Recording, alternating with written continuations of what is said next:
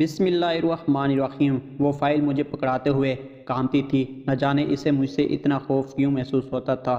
میں نے فائل ہاتھ میں پکڑی اور اسے اپنے سامنے بیٹھا لیا۔ ہمیشہ کی طرح آج بھی وہ تنہائی میں اپنا سارا اعتماد کھو بیٹھی تھی۔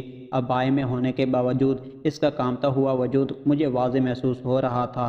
میں نے اس سے آج بھی وہی ہی سوال دہرایا تھا جو پچھلے 1.5 سال سے پوچھ رہا تھا، مگر اس نے آج بھی ہمیشہ کی طرح جواب دینے سے گریز کیا تھا۔ آفس کا وقت ختم ہو رہا تھا۔ میں نے اسے جانے کی اجازت دے دی تھی اور خود بیٹھ کر اس کے متعلق سوچتا رہا تھا۔ وہ میری بیٹی کی ہم عمر تھی۔ اس کی ذمہ داری اکاؤنٹ دیکھنا تھا، جسے وہ بخوبی نبھا رہی تھی۔ جب بھی سب لوگ گروپ کی شکل میں آتے اور باری باری مجھے اپنی کارکردگی کے متعلق بتاتے تو ان میں سب سے بہترین انداز میں وہ بتاتی تھی۔ مجھے بس اس چیز کی کھوج کرنا تھی، وہ لوگوں میں اتنا دیدہ دلیری سے بات کر لینے والی لڑکی تنہائی میں اتنا خوفزدہ کیوں ہو جاتی ہے۔ اس کا نام میرین تھا۔ میرین میرے آفس کے علاوہ ایک اور کمپنی میں بھی کام کرتی تھی۔ میرے آفس سے نکلنے کے بعد وہ سیدھی وہاں چلی گئی اور میں اپنے ایک دوست سے ملنے چلا گیا۔ اس کو یہ ذمہ داری سونپنے کے غرض سے کہ وہ مجھے میرین کے متعلقہ تمام معلومات فراہم کر دے۔ میرے اپنے دوست سے بہترین انداز میں ملاقات ہوئی،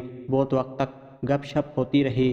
آخر میں نے مدعے کی بات کو چھیڑا اور ساری بات اپنے دوست کے گوشے گزار کرنے کے بعد اس کو سمجھایا کہ یہ کام اتنی رازداری سے کرنا ہے کہ خود میرین کو بھی خبر نہ ہو۔ میرے دوست نے حامی بھر لی اور میں اس سے اجازت لے کر گھر آ گیا۔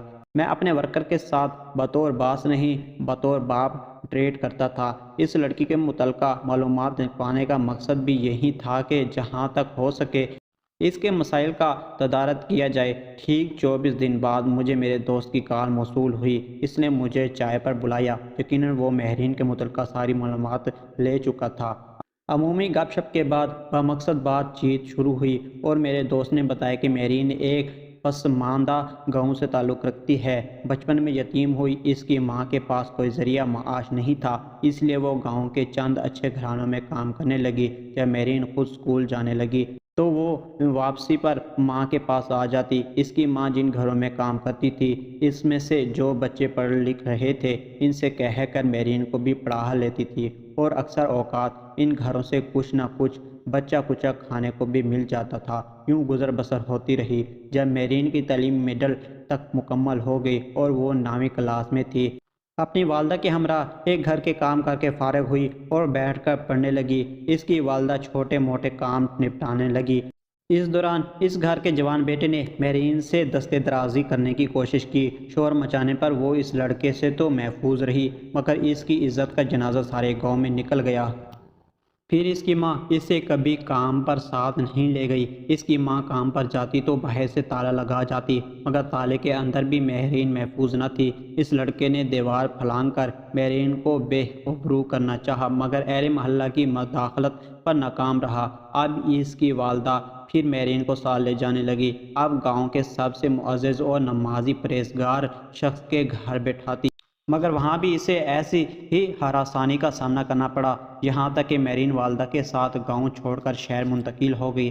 اور یہاں تعلیم اور رزق کے مواقع زیادہ تھے، اس لیے حالات بھی کچھ بہتر ہو گئے۔ جب وہ لوگ شہر منتقل ہوئے تو اس پر ایک بات واضح ہو گئی کہ انسان کہیں کا بھی ہو، درندہ بنتے وقت دیر نہیں کرتا، کیونکہ یونیورسٹی میں کلاس فیلو لڑکوں کے علاوہ پروفیسر صاحبان تک نے ہوس مٹانے کی غرض سے کامیابی کی ضمانتیں دی۔ ایسے پارسا لوگوں کی تنہائی میں غلاظت دیکھ کر وہ اس قدر سہم گئی کہ کسی مال پر بھروسہ کرنے کے لیے تیار نہیں ہے۔ میرے دوست نے مجھے بہت ساری دیگر معلومات دی، جن پر غور و فکر کے بعد میں نے میرین کو اعتماد دینے کا فیصلہ کیا، مگر چاہ کر بھی ایسا نہ کر سکا۔ آج میرین میری بہو ہے، مگر وہ آج بھی کسی پر بھروسہ کرنے کو تیار نہیں۔ اللہ تعالیٰ نے اس کو بیٹی دی ہے جسے وہ ایک لمحے کے لیے بھی تنہا نہیں چھوڑتی، اور اکثر وصیت کرتی ہے کہ میں مر جاؤں تو میری بیٹی کو میرے ساتھ دفن کر دیا جائے، اور اس وصیت کی وجہ صرف اس کا خوف ہے جو ہم جیسے مردوں نے اس کے دل میں بٹھا دیا ہے۔